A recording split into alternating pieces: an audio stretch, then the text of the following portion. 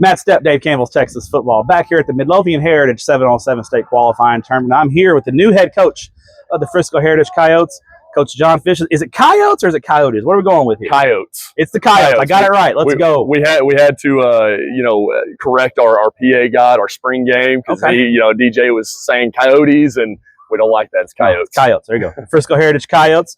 Coach, first off, congratulations on the new gig. Anytime you take a new job, there's always that transition period where you're going 1,000,000 miles per hour, you're drinking from a fire hose, you're trying to learn kids, learn teachers. The other spring sports are going on. You guys had a deep run in basketball this year. So have you settled into a routine just yet, or do you not feel like that's going to happen until the fall? I feel like we're there. It helped being in Frisco before. So I kind of had kind of an understanding of what it was we're stepping into. Obviously the spring was really busy. We had our soccer team made a deep playoff run. Basketball's making a deep playoff run. Our track team came up with a state runner-up trophy. There's great things happening at Heritage, and so it was a busy spring. I like it that way. You just kind of jump in and let's roll. Yeah. And you were at all those events. I saw you were out there. We're there. We got a great administration at Heritage that allows us to really, they support our athletic program across the board, and now we're just excited to carry that into football season. Now, how are you as a football coach when you're watching the other sports? Are you more of a laid-back guy, just kind of cheering and clapping, or are you? I think I saw you at a basketball game, and I think you might have been giving a ref the business. Maybe just a little bit. Brother, I'm all in. Yeah, I'm all in. I want our coaches to know that. I want all of our kids to know that. I'm all in, brother. I mean, whether it's football, basketball, baseball, softball, soccer, it don't matter. I'm all in. There you go. Now, here at the 7-on-7 tournament, you guys are about to play your second game. Come just a little bit short that first one, a 1-point loss to always good Midlothian Heritage team. What do you want to see out of your guys in 7-on-7 today? We know it's not real football. We know the pads aren't on. The big boys, the linemen aren't here. But I know you can take some positives back with you. What do you want to see from your guys? Growth. That's it. Growth. We play in our 7-on-7 league. We play in these SQTs. We don't run 7-on-7 plays. It's our offense. What I'm looking for, on the offensive side, our quarterbacks, do they have an understanding of what we're doing? We're trying to pick up from where we left in the spring and see that carry on this summer from our quarterbacks and our receivers being able to be on the same page and run our offense. Same thing defensively. Are our guys able to go out there and run it on their own? We believe kind of the belief is that if they go out there and there's a sense of ownership over what's going on that field, they end up being better for it when we get to the fall. So we try to use it as a tool of growth. Do you like to look at your guys in situations? Because league play is a little more relaxed. And here, there's something on the line. Absolutely. You're playing for a trip to College Station. So there's some situational football that you can see with your guys. How do you handle a 3rd and 5 on a 2-minute drill? And how does your defense respond when they score a touchdown and they're having to stop them at the end, 4th and goal, those kind of things?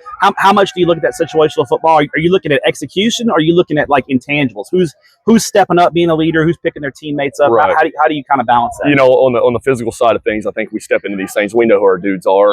It's really seeing, do they understand situational football? Do they understand getting positives on first down and how that matriculates later down into the series and adjusts things and affects things? We're looking for that growth mentally. Now, obviously, it's an SQT, and we want our guys, they know there's no fill-ins out here, right? Not everybody's in the same amount of reps. We're trying to win. But at the same time, the coach in me has to step back a little bit and watch a quarterback and say, does he understand how important getting a positive down on first down is? Do they understand defensively it's 3rd and short? Are we calling the right coverage and getting our guys in the right place to be there? And so that's really the stuff we're watching as a staff.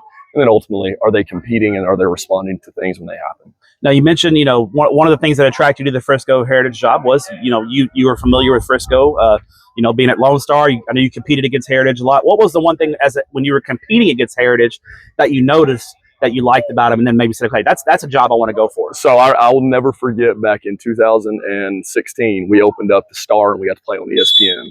And I remember me and Coach Surratt, who's now the head coach over at Panther Creek, I remember sitting in the box looking at him going, if you took all the jerseys off these kids down there, you wouldn't know which one's Lone Star, which one's Heritage.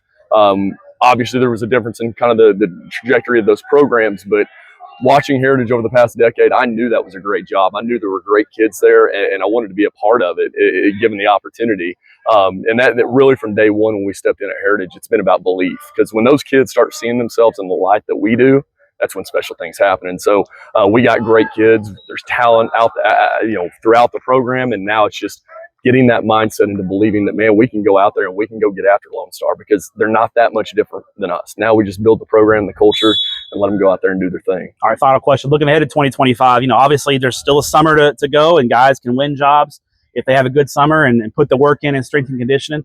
What are some position groups that maybe are still up for grabs. You get some guys can win jobs if they have a good summer. What are some areas you're looking at? First of all, we'll start with the quarterback position. We got 2 really good ones. Josh Greig, heck of a quarterback, had a great junior year last year, but man, look out for Chris Allen. He'll be a rising junior that, man, he's got every measurable you're looking for, and he is hungry. He wants to go win the job. Great evals at the end of the spring where he says, I want to be the guy. So we're watching that competition between those guys to see who's that dude that's going to go out there and run it. We look at our receiving core, man. We got a bunch of kids that can go out there and do it. Up front, we've got 4 guys that we're kind of sure about. We're looking for that 5th guy right now. There's a big competition to see who's going to be that 5th guy that starts for us up front. So those guys in that competition need to come. They need to come to summer strength and conditioning every day. Every day, put the work in. Right. Attendance and effort. The 2 things you can control. And then defensively up front, really D-line is where we're looking at right now. It's wide open. We got some really good kids that are all competing for spots. Throughout the secondary, probably going to see some 2-way players in that group. But those are the two biggest areas that we're really looking at as we go into the summer and into the fall. There he is, John Fish, the head coach of the Frisco Heritage Coyotes. Coach, appreciate your time. Good luck here the rest of the day, and good luck in 2025. Appreciate you, Matt. Thanks, Coach. Thanks, appreciate it.